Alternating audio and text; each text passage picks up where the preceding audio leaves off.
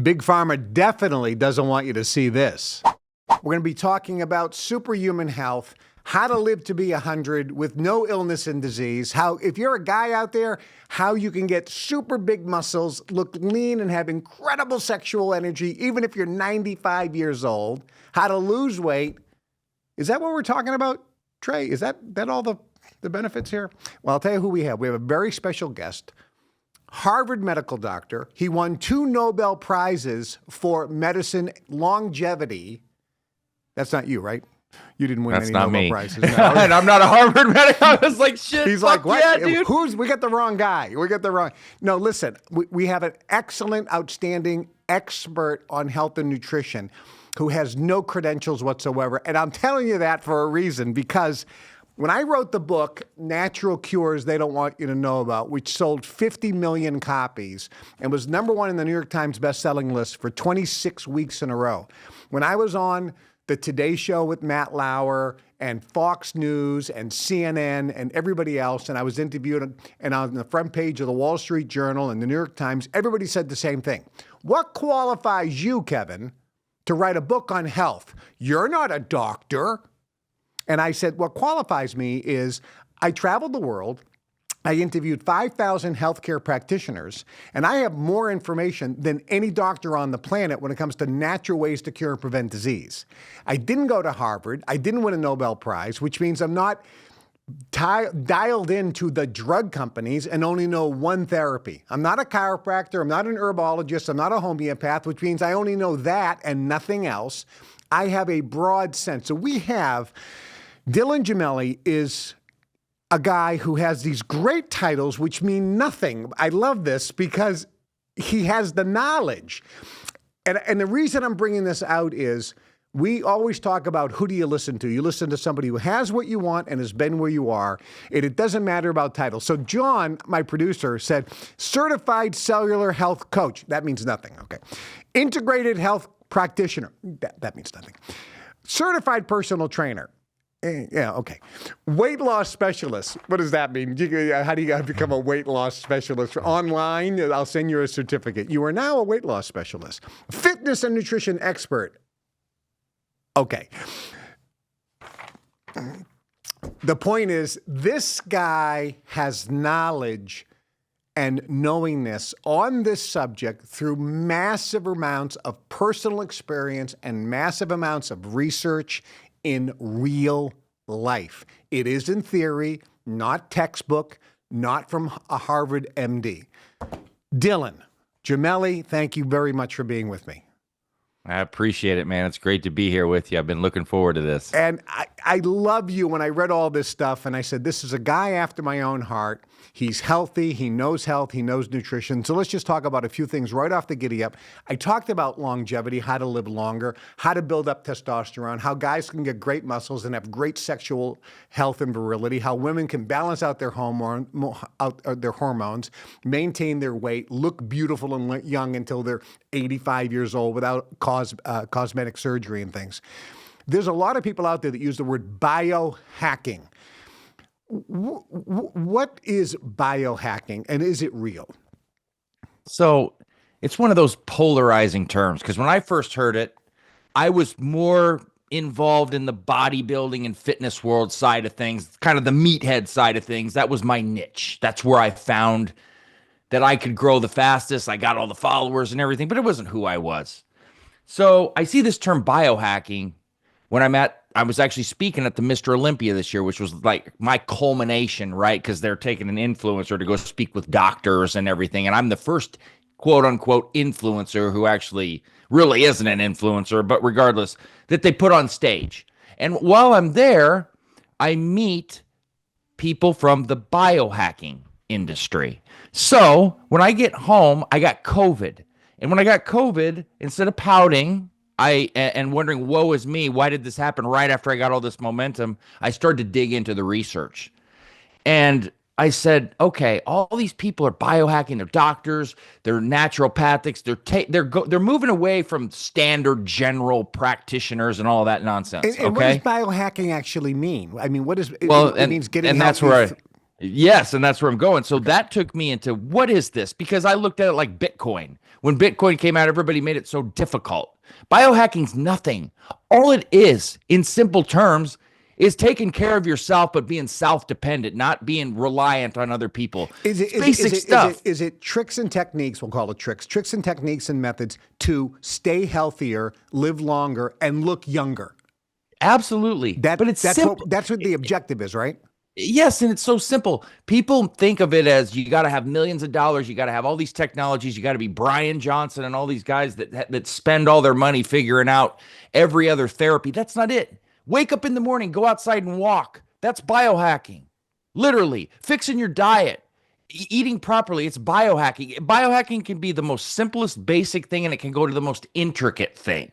What it is you take control. And you get the real facts, and you don't let people push something down your throat and tell you what it is. You go do the research, you figure it out, you take care of yourself. It's almost like alternative therapy and medication. So what I found is instead of falling into the trap of letting people force feed something right down your throat and tell you this is it and this is how it is, when we know anybody that does that is full of it, this is you just doing some of the most basic things, finding nature, finding health, implementing your own ways, looking at things then like peptides, alternative therapies that I discuss a lot, and saying to yourself, okay, do I need to take these medications that only look at treating and not preventing, or do I figure out how to prevent before everything gets started? And that's what biohacking is. Is the goal living longer? Yes. Yes. Okay. Absolutely. Second goal, looking younger. Absolutely. I mean, listen, I'm 82 years old, so I mean, I'm working on trying to look as young as I can. So, living longer, looking younger, and not having any illness and disease. In other words, having strength, virility. If guys be able to get an erection without any issues, without needing Viagra or Cialis or any of these ED medications, have muscles and strength, sleep great, not getting up in the middle of the night and going to the bathroom 9 times. That's the objective, right? In short, it's enhancing and improving your quality of life. And that's long term, it's short term, it's all term. But you summed it up correctly, yes. And it's really not accepting what is supposed to be acceptable. So you know how they just say, well, that's inevitable, that's going to happen, or this is going to happen. No, that's bullshit. No, it's not. It doesn't have to. It doesn't have to at all. In fact, they want a lot of those things to happen to you. And you can call it whatever you want. It's all comes down to money and how things are conveyed. We both know this. I'm not going to do all of that. What I am going to say is this. There are plenty of ways to stop things before they start, to handle things well in advance and know what they are, and look at different factors. Like, for instance, what I do a lot of is cover blood panels, and we're looking not just at the basics that the doctor gives you that doesn't know what they're talking about, because they won't dig deep. They can't, because they can't go give it to the insurance company. Because you know what happens, Kevin, if you go to your doctor and say, I want to check this, and this. A lot of doctors are going to go, well, why do you want to check that? Or we can't do that. And it's like, really? Really? Why? Well, because if they go send it to the insurance company, you know what happens if they do it too much? They drop them from the insurance. So they don't do it. So what I teach people is, hey, you don't need to go to your doctor. If your doctor isn't going to do it, you can go here and get your own panels. You come to people like me that looks at micronutrients, that tests for heavy metals, that tests for parasites. These things are real. The doctors come up and they'll tell you, well, you're in range. You might be a fraction of a point from being completely out of range and screwed. Or they'll tell you, well, your testosterone falls in range when it's like 250 and you're basically walking around dead. And they say this is acceptable because they skew the numbers, and every lab changes it to whatever the narrative is for that day to fit into however they want it. So they don't like people like me and people like you that come out and question and look at the realities of things and bring different aspects or opportunities for people to take, as opposed to that one fit narrative that we know does not exist. So there are natural ways to cure and prevent disease and maintain health. I talk about it in my book, Natural Cures. We talked about it, going for a walk, drinking pure water, eliminating toxins from your diet, Yep. when you look at food, what's in it? Is it genetically modified corn? Is it GMO food? Is it food dyes, chemical additives? Okay, Yes.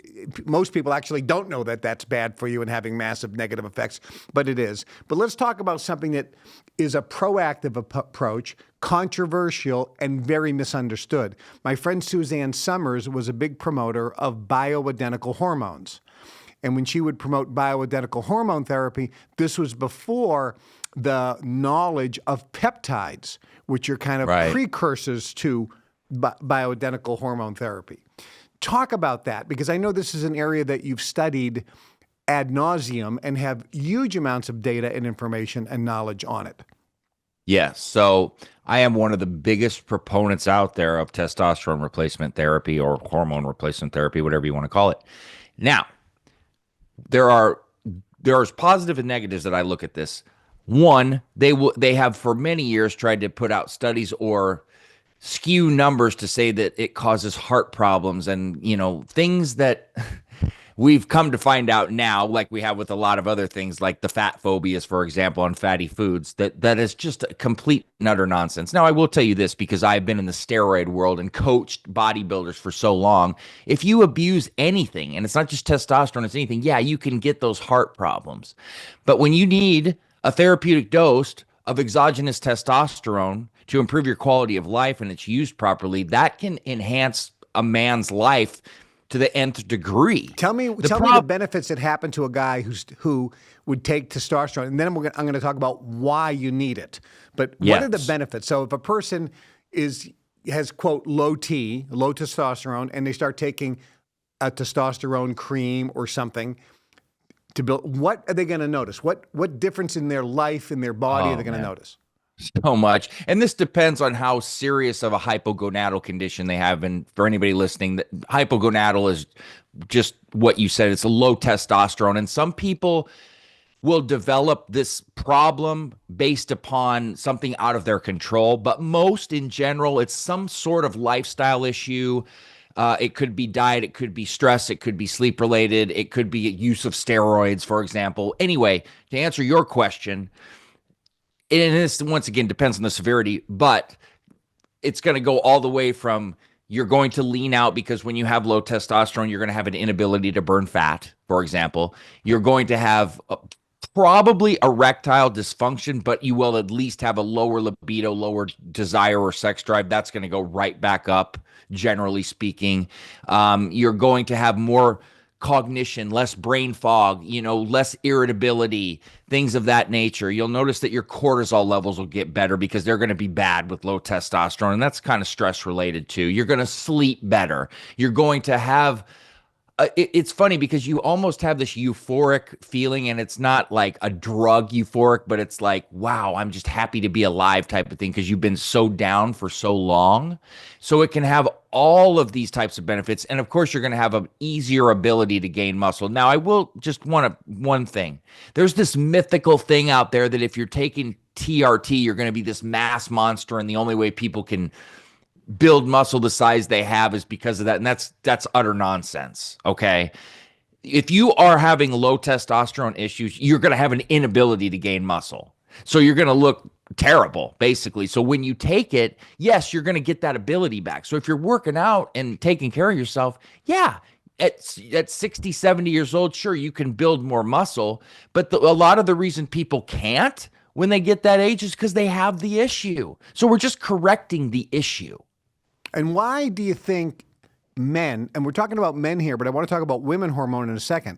Why do men have low testosterone levels, and it's really bad in the U.S. compared to other countries? Yes. Why do you think that is? A lot of it has to do with diet, honestly. And as you and I both know, the way that our food is handled, I'm not going to get into that right now if we want to talk about that later, but the chemical spread on the foods, the types of foods that we have, that's causing a problems. And then it's just a bad diet, high sugar diets. And I'll tell you what else is a problem, Kevin, for testosterone that people are not going to want to hear. And I'm sorry, it's a fact, is alcohol. And that is a crusher when it comes to testosterone. It can really, and then that's just a fraction of what alcohol does. I used to be the guy that would say, "Oh, come on, come on." And then I realized after studying and talking to real good doctors, even one drink of alcohol, the poison that it puts into your body, but it wrecks testosterone levels. It absolutely does. So that's a big part of it. And then, high stress, low sleep, these things, not getting enough sunlight, all of these things correlate into low testosterone issues. And then, what about soy? In America, we consume more soy because soy is put in all of our food as an additive. And it's genetically modified soy made by Monsanto, which has all types of problems in the gut. So is the consumption of soy, does that increase estrogen, lowers testosterone as well? Certainly can, yes. I don't touch soy. I literally don't touch it. I don't put any clients on it. There's arguments there, of course, because they want you to think that it's okay. It's really not. It's something I don't go near nor recommend, and it can have a negative effect. And yes, you start raising estrogen, which it certainly can. You're going to get the estrogen related side effects that come from that, which is, water retention from higher blood pressure will occur, things like that, lower testosterone levels, erectile dysfunction, a lot of brain fog. It's similar to low testosterone symptoms, but the high blood pressure, it's bad. We both know how bad that is. And that's a certain side effect of that too. Soy is on my list of don't go near. So I am thoroughly in agreement there. Now, when a person goes on a bioidentical testosterone therapy, the argument is the testicles will shrink because now the body's not producing any testosterone. Okay. So your retort. Sure. There is a possibility that your testicles could shrink. However, you're taking exogenous testosterone. Okay. So that is going to allow you to have that output. So let's just say, for example, Kevin, I'm your doctor. You're taking 100 milligrams of testosterone a week. You can expect your testosterone number to be 5 to 7 times that number. So let's say 700. Most people are closer to 7. So you're 700 level, which is so healthy and so where you want to be longer term, because you don't want levels too high either, because that can be detrimental. But you have what's called a luteinizing hormone and a follicle stimulating hormone. Okay, these are like your basic areas that produce testosterone. Those are going to plummet and crash. They're going to stay there. They're always going to stay there. So that's what can cause the testicles to shrink. Now, some doctors will put you on HCG to help that. You're still going to be producing testosterone. You just may have some testicular shrinkage, which is not going to hurt you in any way, shape, or form. It's really a guy thing that they have a concern with. Being concerned that they're going to shrink into raisins, like people say, is absolutely asinine. That's a very rare occasion. That's for people abusing steroids generally. But it's not, the HCG can boost it, but you got to understand, like, longer term use of HCG too can increase estrogen. HCG is mimicking luteinizing hormone. So when you mimic something, if you stop taking it, it can therefore be suppressive when you're done, because your body forgets to reproduce it if you're taking high amounts. This all comes down to dosing, but that's the answer to the testicular shrinkage for a lot of people. I've run across some natural testosterone boosters with Fedosia agrestis in it that have helped to get more size in the testicles, and that's a way that people go if they don't want to take HCG. But there's ways around that, but it's not like it's harming you in any way, shape, or form to have that happen. It's not some sort of issue where it's like, you can't take testosterone now because you've got some shrinkage. That's not how it is at all. The therapy is helping you. And why does somebody in their 30s, and I know guys who are in their 30s, taking testosterone? It's like, wait a minute, you should be like 70 years old before you need it. Why is somebody in their 30s not producing enough testosterone to the point where they need to take testosterone externally? There's several reasons why. One, social media, because there's this belief that you have to take that and stay on it to have any sort of muscle gain and to continue to have muscle gain. Two, a lot of vitality clinics you could walk into with a 400 or 500, 600 score. You're not supposed to be able to go in with a score like that and get put on TRT, but they can just do whatever the hell they want, and they do it to make money, and they have no care about it. Three, a lot of these guys that you're talking about, they're using steroids and they're running steroid cycles. And when you do that, you are going to be on TRT the rest of your life. And they think in their minds, and I've talked about using steroids too young, that's an entirely different conversation.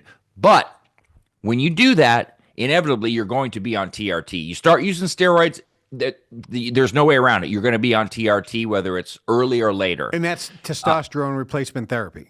Correct. TRT. Yes, exactly. So that's one of the big reasons why, but a lot of it is because of these social media people that have no clue what they're talking about in any way, shape, or form, that read something from some meathead bodybuilder, go regurgitate it, and then convince everybody it's okay. There's no long-term thinking, Kevin, zero. And I piss people off because I tell you, I'm not going to tell you what you want to hear. I'm going to tell you what you need to hear. And what you need to hear is the facts on what's going to happen. I'm not getting money or gaining something monetary by telling you the truth. It affects me zero way. I'm going to sleep fine either way. I'll sleep better knowing I told you the thing that you should do and maybe shouldn't do. But in essence, a lot of it is that. And then a lot of it is what we've noticed as we've aged is men's levels have just declined. They continuously decline. And I'm telling you, a lot of that is because of the foods that we're eating and consuming. I've seen studies, and I've watched it with clients I've had telling me what they've been eating and what their diet's been like. Because you know what? A lot of people don't know something that might be basic to you and I because we're kind of around it a lot or we study it is not so basic to everybody else in terms of the foods. Just like you said, with the dyes and stuff, how many people in reality do you think really look at a food label and go, well, and read it and actually read all the ingredients? Because sometimes there's 40 and 50 in there, and look at it and think, well, it's just a red dye, it's no big deal. They wouldn't know. And people don't know what has been sprayed with glyphosate, and they don't even know what the hell that is or what it can cause. And how many of our foods have that? And that is affecting not just testosterone, but all of the reasons why you're seeing people have diseases, die young, and not have any clue or understanding of what's going on. And so that's a lot of the problem. I'll keep going back to diet. And some of it is by fault, by lack of understanding, and some of it's not by fault, by lack of understanding. Let's talk about women, because we were talking about men. I want to talk about peptides. We're going to get back to food as well, and exercise. We're basically talking about how to live longer, how to look younger, how to make sure you don't have illness and disease, and if you're a man or a woman, how to make your body look spectacular and have massive, excellent sexual function as well. Women, do they need peptides or bioidentical hormone replacement therapy? Oftentimes what I find is that women that are kind of perimenopause, in menopause, are kind of just coming out of it. They don't realize, a lot of women don't understand, just like a lot of men don't understand. Yes, a woman is estrogen dominant, and yes, a man is testosterone dominant. But if I drain my estrogen to nothing, I'm going to have some serious problems. And the same with the woman, if she drains her testosterone to nothing, she's going to have some serious problems. There's a progesterone and a testosterone issue with women, and they're kind of in that stage. And I've really made it a point to put a lot of focus lately on women in that stage, right? Because I've been so male dominant, and I've shifted a lot of what I do now to women and gotten way more clients and interaction. And what I see is it's a constant low testosterone or progesterone issue and a combination where they're not coinciding. So women absolutely need to look at testosterone levels. Granted, it's a fraction of what a man needs to be at, but it's so important to balance that. And women lose libido just like a man can with low testosterone. They'll have this complete loss of memory or find themselves just kind of confused out of nowhere when their testosterone gets too low, and they'll think they're forgetting stuff, or they'll think maybe I'm getting Alzheimer's, or maybe I'm getting this. And in reality, it can be just a hormone related problem, but they don't get these checked because a lot of, this, if you go to a general practitioner, they're general. You see them 3 minutes. They don't run the proper blood panels. They'll do a basic blood count panel, and they'll look at your liver, kidneys, and just basic stuff. They don't do all of this in-depth searching to find the core root problem. And then they just put you on you know that it's either a statin, it's ibuprofen, it's amoxicillin. These are the answers to everything, no matter what, right? So the part of it is they just don't get the test done and they don't know. But yes, correcting these problems on a middle-aged woman, you know, when women are going through menopause and you're going, oh, they're having all these hormonal imbalances and they're up and down. Well, a lot of it could be fixed. Creatine use, for example, is very helpful to women, and it doesn't have to just be testosterone. There's some basic things too. A couple different types of foods or changes in diets that we've noticed. Mock-up has helped, but yes, testosterone in women absolutely should. When you start getting in your 40s as a man or woman, you should be checking all of these, really even in your 30s. All the hormones, including thyroid, right? Because a lot of times Yes. no one looks at the thyroid. So if you're looking at testosterone replacement therapy, you have to look at the thyroid as well. And you have to look at all of the hormones. There's two types of tests that I noticed when I went to some experts. One is obviously the blood test, where you get a hormone panel on the blood work. But then there is the saliva test, where you have 5 saliva samples taken in a day at certain intervals. And then both of those are compared. What's your experience with that? I don't really do a lot with the saliva tests. We generally work with the blood tests. Now I've worked with doctors that do the saliva tests as well, but I generally focus on blood panels, but I do intricate panels. Right. I do everything is thorough. And let me just throw one at you is cholesterol. Okay. That's one that we know how controversial that is. And I've spent years working with cardiologists on this. But anyway, that's one, if you don't get comprehensive, you're not getting the proper results, right? So if we don't do comprehensive hormonal panels, then we don't really know. One of the key things that I run into is that, like what you brought up earlier, to go back to this really quickly, as you asked me, why are people just jumping on TRT and everything like that? Well, they think if they have a low testosterone number, then that's just it. They need TRT. They're not looking at the other factors. I can go in and if I run your blood panel right now and you say, let's say your testosterone number is 250, very low, right? But if I'm not analyzing your free testosterone and say, hey, your SHBG is high, if we get this lower, it's going to free up what's bound, your numbers are going to go back up. We may not even need TRT. And that's just one example. There's a multitude of things to look at, like you brought up the thyroid, for example. But you have to look at all of this shit, or you're not going to know if you could be mistreating somebody. And if you mistreat somebody, you could exacerbate a problem or create one that's not even there. And what about DHEA? This is another hormone that a lot of people don't look at too, that levels. And obviously D3, which is another, they think is a vitamin, but it's a hormone. Yes, absolutely. You know, I don't know how well you know Dr. Stephen Gundry, but I talk to him a lot. I know of him. Yeah. So we talk a lot about one of the most deficient, if not the most deficient that people are, is vitamin D. And he's more controversial on some of the things. He's older, and I like it because I like to look at these things and analyze them. But when I see these numbers and it's like, why is everybody so low on this?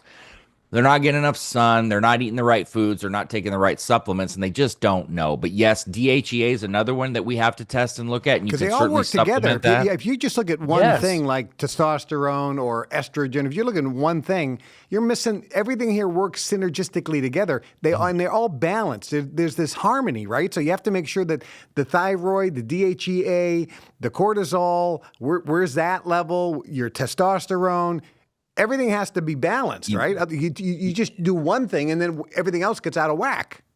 It's true. You know, when we were laughing earlier when I said I was a cellular health coach, well, I just got out of this class and it was hardcore. And I know a lot, but there was so many things that I learned in here, and what you're talking about right now, the balance, dude, it would blow your mind. The smallest little thing that can be off that can throw 3 other things off. And if you're not checking constantly, look, one of the things that I despise is when people tell you, oh, I don't need to check that this much or that much. I am a data guy for a reason. And that's why people come to me and hire me, is because I don't let you get screwed up. I'm a fixer. That's what people like. I'm the guy that fixes you. That's why people come to me when they realize that where they're going is not working, and they come to me to fix all their problems because I find it. I find the issues, but then it's just like this. The easy part is getting there. When you set a goal, that's the easy part, but the maintenance is the hard part. So maintaining your health and your numbers is hard because you get lazy, you get complacent, you think everything's okay. And then if one thing goes off, instead of getting it checked, you go, oh, well, I'm tired, so I need this. And if you don't know, you could create so many more problems for yourself. Yeah, if you It don't could look, be you, something if you don't small. look, you don't know. No, I don't. People will ask me those type of questions and I'll say, I'm not your guy. I'm not your guy because I need to sit down with you. I need to do this. I need to look at this. And if you don't want to do it, I am not for you. That's just not what I do. What about this? A lot of times doctors run a blood panel, even if they run an extensive one. They're looking at your number and they're saying, let's say testosterone as a hormone or DHEA or vitamin D3 or any of the other numbers. And they say, oh, it's in the range. Right? I go, time out. What was the range 30 years ago? And what is the range according to the German health authorities or the Swiss health? It's a different range. So it's in the range. That means nothing. The next question is, what's the trend? I've had this test done twice a year for the last 10 years. Is it trending down or is it trending up or is it like this? What's the trend, right or wrong? Absolutely. Here's the thing, because I work with different labs and different companies and everything. So you go to Quest, you go to LabCorp, and you run these panels and you're looking at one. And if I took one from I'm just making up Quest and LabCorp because they're the two most popular. And I'm looking at one and I'm going, why does this one acting like it's so good? And this one's telling me it's all screwed up. And what's the correlation here and how and why? I've been dealing with this for a very long time, but it really hit me hard when a couple years ago they were changing the definition of recession to whatever they wanted. Right. And I thought in my head, I go, really? So we can just now go to Webster and say, hey, dude, this is what we're going to do. But I say that because that's what they do with blood panels now to fit however they want it to be. And I know people don't want to hear this. They don't like men to be masculine. I'm not saying that because I'm making it up or I'm some conspiracy guy. I'm a trenches guy and I'm about as real as you're going to get. That is an absolute fact. And anybody that's a man understands that. Look, live your life, do whatever you want. I don't give a shit. It has nothing to do with me. My point is this. This is well known and you can watch it just by looking at how the verbiage that's used and the way that people are pushed in a direction of, oh, that's bad. I mean, anymore, you're considered, just for working out and taking care of yourself, you're considered far right. And I'm like, what? So that's just where you get put into this thing. And it's like, hey, man, I'm just trying to teach people how to take care of themselves. I don't even know half the stuff you're talking about, nor care. Yeah. And people tie you into this for wanting to do basic things. Okay. I have been invited to work on these seed oil committees with Maha and do all of this work. And I see people, they pass these great things about banning dyes and about banning things that we know are so bad. And they're like, why are they so worried about this dye and when they should be worried about whatever SNAP program or whatever the hell else they're talking about? I'm like, listen. This is just how ignorant you are. They're saving lives. They're preventing disease. They're actually looking at the things that are harming us, not people that want to go rip you off and take money and go get a food stamp card and sell it on the dollar to somebody else to go make money off of it. Okay? So before you open your mouth and start running, foaming off at the mouth, maybe get the facts on what's really going on here. They're trying to actually make a difference. I don't care what side of the aisle you're on. If you're anti-health, I'm anti-you. I mean, seriously, it just doesn't make sense to me. I know getting rid of a food dye in America is controversial, but time out. I thought we're supposed to follow the science. Follow the science. The science all around the world has said that these red dye, number 5, I think it is poisonous and detrimental to your health. That's what the science says. Yeah. And it's been agreed by the courts all over the world, which is why that dye is illegal in food all over the world. We're supposed to follow the science. But in America, it's different science. There is no science, right? I know you remember the show The Twilight Zone, and I was a kid, but I swear that I freaking lived there for the past, I don't know how many years. I literally used to, and I don't want to curse too much, but I just say, what the F just happened here? Like, what happened? I feel like I woke up and it was like but you know, the Looney Tunes, when he'd turn on the TV and then some evil guy would come on and the thing would come and hypnotize him and his eyes would glaze over and they'd start being evil Bugs Bunny. Yeah. That's like what we're living in. Yeah. Seriously. And I'm just like, the most common of common senses here. What you just said, if this thing is illegal in every other country but here, how could that not be well, one, how is that not concerning? And two, exactly. Because that's what the science says. We're supposed to follow the science. No, you're not, because you're not supposed to ask questions. You're just supposed to just do what you're told. And that's another thing. How can you argue or say to not ask questions when we wouldn't have had lights or cars? Or what do you think, the most brilliant people didn't question and ask everything that we have? I'm totally lost. Science changes. That's why we study and learn things. How do you think they came up with their glorious vaccine? Well, they had to study and learn the virus, right? So that's just how they speak out of both sides of their ass. If you're following the science, you got to learn this and study it, and you got to question it because it can't just fall in line. I mean, all right, hold on. We got to reel back in. Let's go back to food and health and longevity.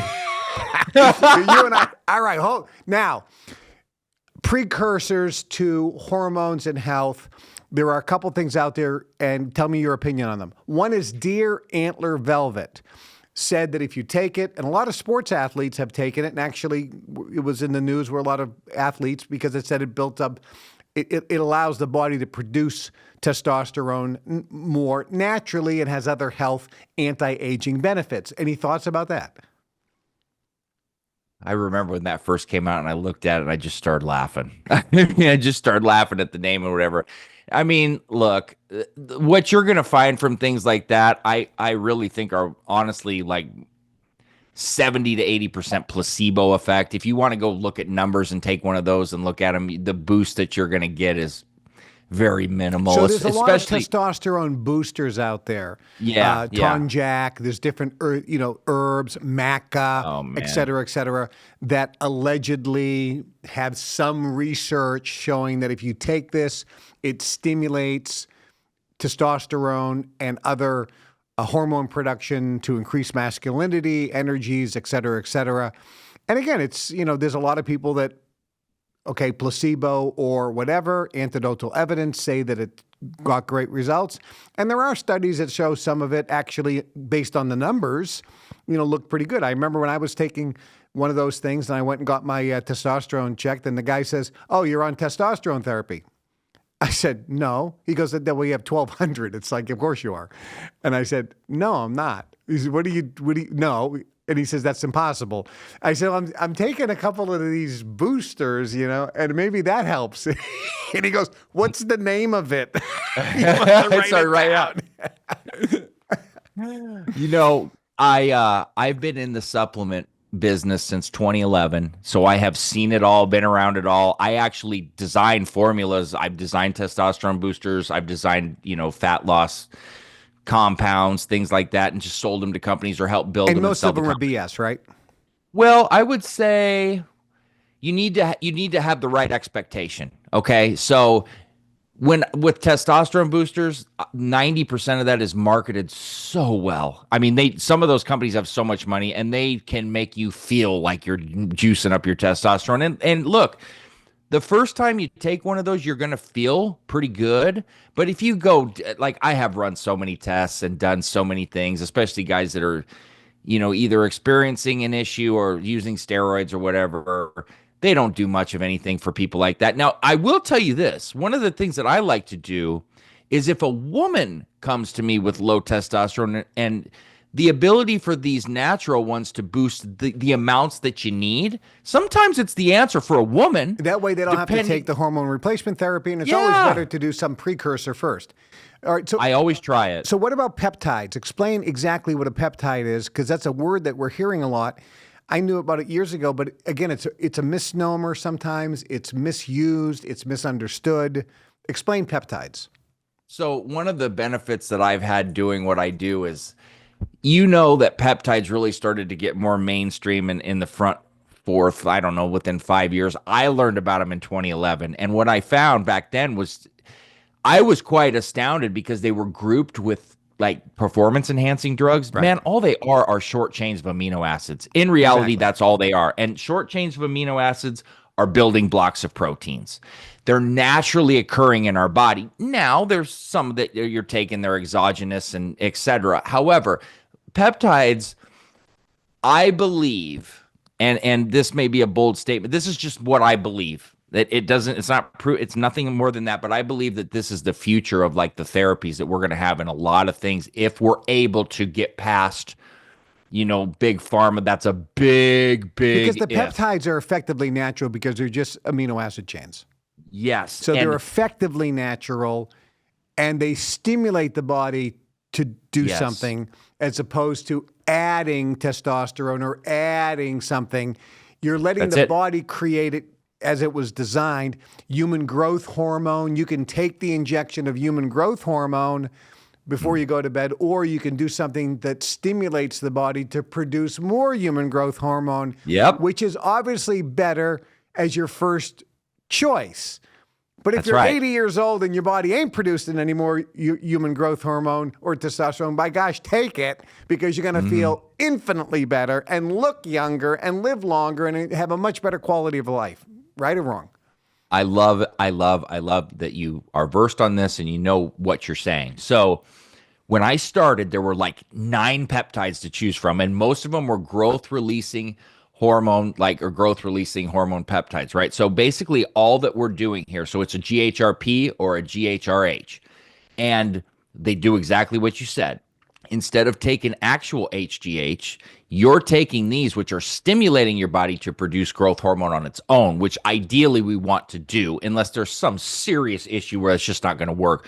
But some of these are so damn strong, there's no issue there, and you can do them into your 80s. I mean, they're tremendous. So when I started out, like I said, there was about 9 or 10 to pick from, and most of them all did that. Just, there were different variations that had different mechanisms of action, so to speak. And then there was melanotan too, which is for getting your skin darker and increased libido and things like that. And mind you, now there's thousands and they're constantly being developed. And I'm a big cellular health guy, so I'm looking at the ones that are, helping to stimulate mitophagy and autophagy. We're rebuilding mitochondria, cellular health, keeping you young, keeping you young, making you look and feel younger and live longer, and maintain superior health. Right? Absolutely. Okay. When you talk about mitochondria, people at home are going, "Hootaconda? What? Is that like a snake in the anaconda? Is that? I heard of the anaconda, but I haven't heard of the mitochondria snake." I'll make it very simple because this is very important. But you're right. So mitochondria, that's what's in all of our cells that produce our energy, right? So to make it very simple, it's the powerhouse of your cells. Your cells are what make you live. When your cells start to die, we start to die. So as we get older, what happens is our cellular health declines and cells start to fill up with junk, okay? Just think of it as a trash can that's continuously filling up. They become senescent, which means they're dead, but they're still there when they're full. And then you know what happens when they're full and they overflow? It empties all throughout your body. So it kills your cells, and then that's how disease and inflammation starts. So what we do is we try to prevent that from happening by stimulating mitophagy, which is the repair of your mitochondria, improving cellular health, focusing on the cellular membrane, which is what keeps the cell protected, and things like, I'll just throw a couple names. MOTS-C, that's a big peptide for cellular health and mitochondria that I love, SS31. But then there's other ones that we look at, like epitalon, for example, that helps with sleep, fixing circadian rhythm. There's Selank and CMAX, which go hand in hand for people that are struggling with anxiety and stress.